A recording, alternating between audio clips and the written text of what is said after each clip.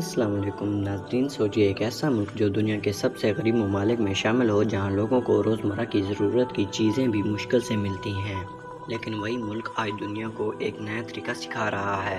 ایک ایسا طریقہ جو نہ صرف انوائرمنٹ کو بچاتا ہے بلکہ انسانیت کے مستقبل کو بھی روشن کر رہا ہے۔ جی ہاں، بات ہو رہی ہے برکینا فاسو کی، اور ایک ایسے ویژنری لیڈر کی جو دنیا کے سامنے نئی سوچ کا نیا صفحہ کھول رہا ہے، ابراہیم تراورے۔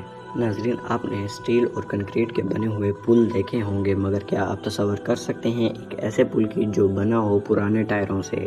جی ہاں، وہی ٹائر جو ہماری گاڑیوں کے کام آ کر کچرے میں پھینک دیے جاتے ہیں، وہی ٹائر جو نہ گلتے ہیں نہ سڑتے ہیں، لیکن برکینا فاسو میں انہی ٹائروں سے تیار ہو رہا ہے ایک امید کا پل۔ ہر سال دنیا بھر میں کروڑوں ٹائر پھینک دیے جاتے ہیں۔ یہ نہ زمین میں ایبزورب ہوتے ہیں اور نہ ہی آسانی سے ختم ہوتے ہیں۔ اگر جلائے جائیں تو زہریلا دھواں فضا کو برباد کر دیتا ہے، اگر کچرے میں پڑے رہیں تو زمین کو زخمی کر دیتا ہے۔ اس مسئلے کو سولو کرنے کے لیے حکومتیں ہر سال اربوں ڈالر خرچ کرتی ہیں، مگر مسئلہ جہاں ہے وہیں رہتا ہے۔ لیکن ابراہیم تراورے نے کہا، جو چیز دنیا کچرا سمجھ رہی ہے میں اسی کو اپنا خزانہ بناؤں گا۔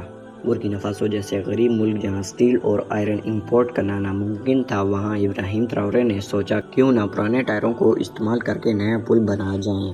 یہ آئیڈیا سن کر پہلے لوگ ہنسے، کہیں اسے پاگل پن کہا گیا، کہیں سائنس فکشن، مگر جلد ہی سب نے دیکھا کہ یہ دیوانے کا خواب نہیں، ایک حقیقت ہے۔ ناظرین، ابراہیم کے انجینئرز نے ٹائروں کو ایک خاص ترتیب سے استعمال کرنا شروع کیا۔ سب سے پہلے زمین کو ہموار کر کے اس پر مضبوط فاؤنڈیشن بنائی جاتی ہے۔ اس کے بعد پرانے ٹائر ایک قطار میں فٹ کیے جاتے ہیں اور سیمنٹ کے ساتھ کس کے باندھ دیے جاتے ہیں تاکہ درمیان میں کوئی خلا باقی نہ رہے۔ پھر ٹائر کے اندر کنکریٹ بھرا جاتا ہے جو جم کر پتھر کی طرح مضبوط بلاک بن جاتا ہے۔ یہ بلاکس اینٹوں کی طرح ایک دوسرے کے اوپر رکھے جاتے ہیں۔ ہر لیئر کے بعد دوبارہ کنکریٹ ڈالا جاتا ہے تاکہ اسٹرکچر اور سولڈ ہو۔ جہاں زیادہ پریشر ہو وہاں ٹائر کی تہہ ڈبل یا ٹرپل کر دی جاتی ہے۔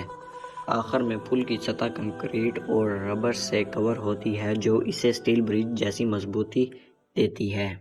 اور آپ حیران ہوں گے کہ جب پہلے پل تیار ہوا تو انجینئرز بھی دیکھ کر حیران رہ گئے، کیونکہ وہ پل نہ صرف سستے میں تیار ہوا تھا بلکہ اسٹیل کے پل سے زیادہ مضبوط نکلا۔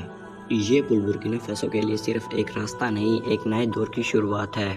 کسان اپنی فصلیں آسانی سے منڈی تک پہنچا سکیں گے، بچے اسکول تک آسان سفر کریں گے، مریضوں کو اس پل کے ذریعے جلدی ہاسپٹل پہنچایا جائے گا، اور سب سے بڑی بات، ان ٹائروں سے بنے ہوئے پل نے ان غریب بچوں اور مزدوروں کو نوکری دی ہے جو پہلے کچرا چننے پر مجبور تھے۔ آج وہی لوگ ایک نئے مستقبل کا حصہ ہیں۔ ناظرین، ابراہیم تراورے کا یہ آئیڈیا صرف برکینا فاسو تک محدود نہیں رہا۔ یونیورسٹیز میں اس پر ریسرچ شروع ہو گئی۔ ماہرین کہہ رہے ہیں کہ اگر دنیا بھر میں یہ ماڈل اڈاپٹ کر لیا جائے تو ہر سال کچرے میں جانے والے لاکھوں ٹائر سڑکوں اور پلوں میں استعمال ہو سکتے ہیں۔ اور سب سے حیرت انگیز بات یہ ہے کہ چائنا جیسا ملک جو دنیا کی سب سے بڑی اکانومی ہے، اس نے برکینا فاسو کے ٹائر اور ٹائر برج ماڈل کو کاپی کرنا شروع کر دیا ہے۔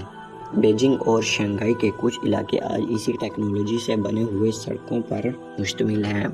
سوچئے، جو ملک افریقہ کو پیچھے سمجھتے تھے آج افریقہ کے ایک چھوٹے ملک سے سیکھ رہے ہیں۔ دوستو، یہ صرف پل تک محدود نہیں، ابراہیم تراورے نے پرانے ٹائروں کو ریسائیکل کر کے سڑکیں بھی بنائیں۔ جب پہلی بار روڈ تیار ہوئی تو لوگوں نے کہا کہ ربڑ سڑک پر نہیں چل سکتا، مگر جب وہاں ٹرک اور بسیں چلی تو سب حیران رہ گئے، کیونکہ وہ روڈ عام سڑکوں سے کہیں زیادہ مضبوط نکلا۔ بہت تیز بارش ہونے کے بعد بھی سڑک کو بالکل بھی فرق نہیں پڑا۔ وزنی ٹرکوں نے بھی سڑک کو ڈیمیج نہیں کیا۔